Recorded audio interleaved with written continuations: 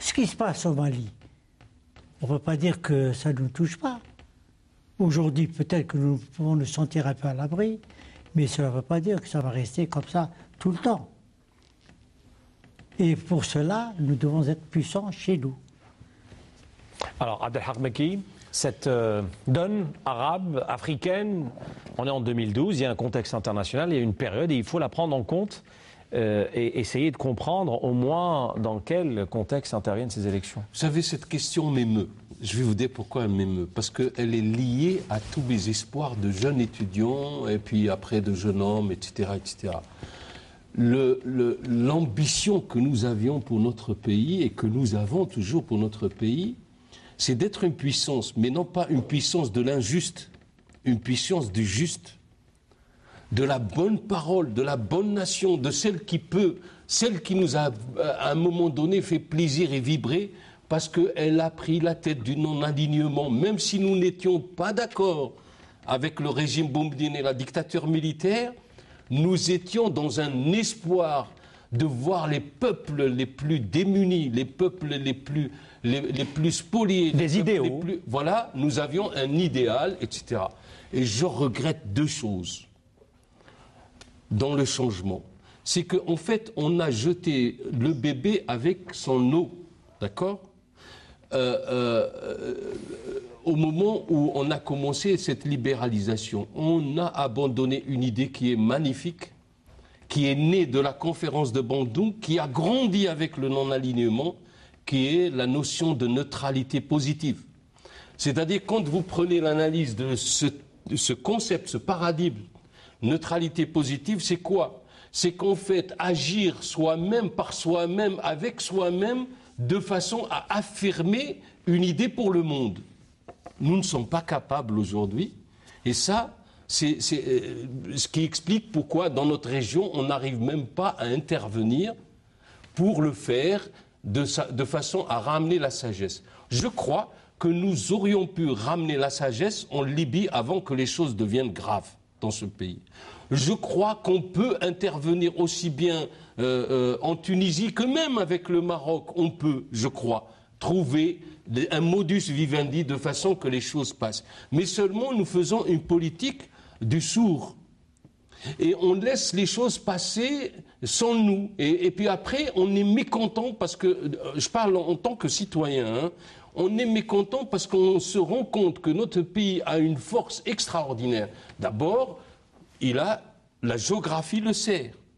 Si on prend compte de la théorie de Henry Kissinger, le pays qui est le plus étendu est le pays qui est apte à être une puissance dans la région. Et deuxièmement, c'est qu'en fait, il s'agit de pays dans lesquels notre destin est lié directement et où nous avons droit de donner notre parole est la plus claire. Je pense qu'elle n'a pas été donnée clairement lorsqu'il s'agit du printemps arabe. C'est quoi clairement? Nous sommes un peuple de la révolution, de la guerre de libération nationale. Un peuple qui a lutté un siècle contre la colonisation. Donc nous sommes un peuple qui est pour les peuples. Et nous l'avons toujours affirmé dans les concerts internationaux. Malheureusement, nous ne l'avons pas fait en ce qui concerne la région, parce que je vais venir au problème. Nous ne l'avons pas fait en ce qui concerne la région pour affirmer le droit inaliénable du peuple à décider de son destin, face à quiconque, même chez nous. Et là, nous avons une petitesse politique, c'est-à-dire pas de stratégie. Alors, ce qui se passe au Mali se passe sans nous. Et donc, on va voir... Alors là, nous, on va réagir à la main de l'étranger. Ah, ça y est, l'OTAN intervient, l'Europe intervient, ou la France intervient, etc. Mais non, nous avons un devoir. Il s'agit de notre région. Nous devons la protéger, et pour la protéger, nous devons être la puissance, non pas la puissance coloniale de la conquête, mais la puissance de la sagesse, la puissance de la médiation, la puissance de l'intermédiation par la neutralité positive.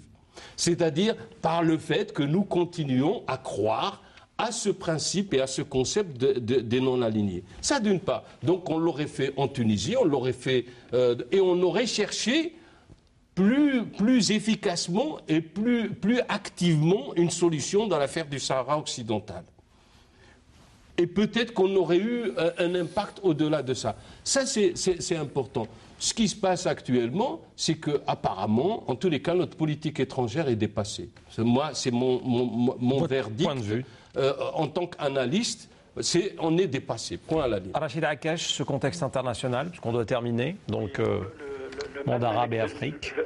Merci beaucoup. Le même Malik Ben Nabi que je citais en début d'émission, si vous voulez, dans son ouvrage L'Afro-Asiatisme, parlait de deux axes. C'est pour aller dans le sens de ce que disait Siad El-Haq. Il parlait de l'axe de l'existence et de l'axe de la puissance. Hein? Nous serions sur l'axe de l'existence. Et Dieu sait qu'en étant sur l'axe de l'existence, nous pourrions faire beaucoup de choses. Mais je voudrais quand même dire un certain nombre de choses. Je vais vous rappeler un fait historique qui va nous dire un petit peu, qui va illustrer ce que disait Siad El-Haq, à savoir le manque de stratégie. Voilà plus de 25 ans, Azdin Meddour Berhmo avait réalisé un film qui s'appelait « Ô combien je vous aime », n'est-ce pas ? Sur les essais nucléaires. Sur les essais nucléaires. Vous savez quelle a été la réaction en Algérie ? La réaction, c'est qu'on a failli licencier Azdin Meddour. N'était, si vous voulez, l'intervention d'une ONG étrangère. Ça veut dire quoi ? Ça veut dire que nous n'avions aucune vision à l'époque. Alors qu'en principe, face à un événement de cette nature, il faut être prêt. Il faut être prêt à répondre. Il faut avoir des... Comment dirais-je ? C'est-à-dire, ne parlons même pas de riposte. Hein. Vous savez, les stratèges parlent d'opportunités, ils parlent de menaces, etc.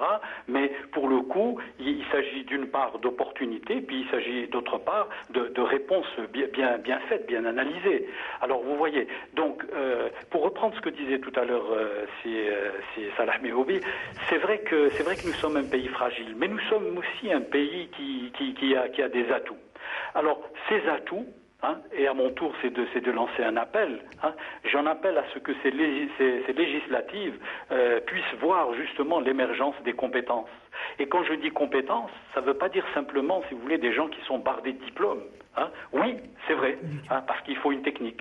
Mais des gens aussi qui peuvent apporter, mes amis l'ont dit avant moi, qui peuvent apporter de la sagesse. Et cela d'autant que, historiquement, si vous voulez, nous sommes quand même, il ne faut pas l'oublier, nous sommes un pays qui est au carrefour. Depuis, depuis des lustres, nous sommes un pays de passage. Alors, si vous voulez, sur le plan de la géopolitique, tout nous concerne, j'allais dire. Et puis, il faudrait que je rappelle aussi, n'est-ce pas, pour dire à quel point nous sommes concernés, je voudrais rappeler aussi cette réflexion d'un Américain à qui on demandait comment est-ce que les États-Unis, comment est-ce qu'ils faisaient pour prendre leurs grandes décisions. Alors la réponse a été la suivante, eh bien pour prendre une grande décision, il faut voir ce qui se passe même dans le pays le plus éloigné. Et c'est à partir de là que l'on peut prendre une grande décision. Donc, quid de notre situation? Quid, si vous voulez, des moyens dont nous disposons? Quid, si vous voulez, des choses comment dirais-je, des enjeux qui nous attendent? C'est-à-dire que, et puis il faut pas oublier, vous savez, on ne vit pas en autarcie. N'est-ce pas? Nous sommes aujourd'hui dans ce qu'il est convenu d'appeler le village planétaire. Alors, quand bien même on voudrait, si vous voulez, jouer au jeu de l'autruche, que ça ne donnerait rien du tout. C'est-à-dire, nous sommes aujourd'hui tenus de, comment dirais-je, de faire face, de la manière la plus sereine, de la manière la plus tranquille, aux événements qui se sont déroulés, qui se déroulent et qui peut-être vont se dérouler. Mais comment y faire face? Bon, alors là, je ne ferai que répéter ce qui a déjà été dit. C'est vrai. Alors peut-être que cette législature sera pour nous une très bonne occasion. C'est d'abord, n'est-ce pas, de permettre à un État véritable d'émerger, c'est-à-dire à un État de droit, c'est-à-dire à un État où ce que j'évoquais en début d'émission, c'est-à-dire l'information, l'éducation, la culture, la santé, etc., puissent avoir un sens. Parce que vous savez, aujourd'hui, là j'ouvre une parenthèse, la défense, au sens où on l'entendait naguère, ça n'est plus rien. Aujourd'hui, avoir une bonne défense, c'est d'abord avoir une culture digne de ce nom. Moi, je considère qu'après le ministère des Affaires étrangères, c'est le ministère de la Culture. Avoir une bonne défense, c'est avoir un bon secteur de la santé. Alors, regardez ce qui se passe un petit peu dans le secteur de la santé. Avoir une bonne défense, c'est aussi avoir un bon secteur de la justice. D'accord. Okay. Donc, pour aller très vite, je dirais que l'Algérie a peut-être beaucoup de choses à faire. Elle a peut-être un rôle éminent à jouer, mais pour le faire, prions pour que ces législatives puissent nous permettre de voir émerger des compétences dignes de ce nom. Très bien, Rachid Akesh, et puis ça serait merveilleux avec le cinquantenaire de l'indépendance, n'est-ce pas? Mais absolument. Alors, l'échiquier géopolitique est en train de connaître un bouleversement. Vous avez 1 minute chacun pour terminer sur ce point. À votre avis, les politiques algériens doivent en tenir compte? Tout à fait. Ils doivent en tenir compte et puis surtout, ils doivent agir, pas simplement en tenir compte. Agir de façon, parce que nous avons besoin... Alors, quand je dis politique, ceux qui sont au pouvoir, mais aussi les partis. Oui, mais en fait, les relations internationales aujourd'hui, ça concerne tout le monde. Vous et moi, vous en tant que journaliste, moi en tant qu'analyste, et puis les universitaires, tout le monde. Nous ne sommes plus que dans les relations interétatiques. La puissance aujourd'hui n'est pas simplement la puissance au niveau militaire, elle est au niveau du bien-être. Au niveau du bien-être. Un bien-être bien assuré à son peuple donne la possibilité d'être puissant sur le plan mondial, même si on a un budget de défense très réduit. Salah Mohoubi. Oui, de toute façon, nous sommes condamnés. Hein. Si nous voulons rester une nation indépendante, nous devons absolument tenir compte des mutations mondiales, c'est ce qui est certain, mais aussi les politiques doivent comprendre une chose, c'est qu'elles doivent être toujours à l'écoute, si vous voulez, des attentes de la population. D'accord. Merci beaucoup. Salah Mohoubi, je rappelle, vous êtes économiste, politologue, vous êtes auteur de plusieurs ouvrages. Nous avons un d'ailleurs ce soir que vous avez ramené, votre dernier, Crise financière mondiale et enjeu de la guerre des monnaies. C'est à l'OPU, l'Office des publications universitaires. Salah Mohoubi, et je tiens particulièrement à vous remercier de vous avoir déplacé. Vous étiez très malade, votre état de santé est vraiment fragile et vous avez tenu, en tous les cas, à assister avec nous. Merci beaucoup. Et Abdelhak Mekki, politologue, consultant, on vous invite assez souvent également dans notre espace de débat. Et puis je rappelle Rachid Akesh, universitaire, professeur en philosophie. Vous étiez avec nous en ligne au téléphone. Quelque chose. Heureusement. Juste un mot. Oui. Juste un mot. Vous savez, moi je voudrais rappeler cette réflexion de quelqu'un qui n'est pas de chez nous, mais vous savez, il faut toujours, et ça je crois que nos prédécesseurs, ceux qui ont rendu brillante la civilisation arabo-musulmane, dont il faut s'enorgueillir, mais dont il faut retenir surtout un fait, c'est celui de l'effort du travail. Donc cette réflexion de ce monsieur qui n'est pas de chez nous, mais qui peut nous concerner, est la suivante. Vous savez, pour qu'une société puisse tenir debout, il faut qu'elle s'intéresse à au moins 3 de ces secteurs, celui de la santé, celui de la justice et celui de l'éducation. Alors, plaise à Dieu que ces législatives puissent faire en sorte que ces 3 secteurs soient consolidés. Merci. Merci beaucoup, Rachida Akesh. Merci à tous. Madame, Monsieur, je vous souhaite une excellente suite des programmes et je vous donne rendez-vous la semaine prochaine. Excellente suite des programmes donc et bonne soirée.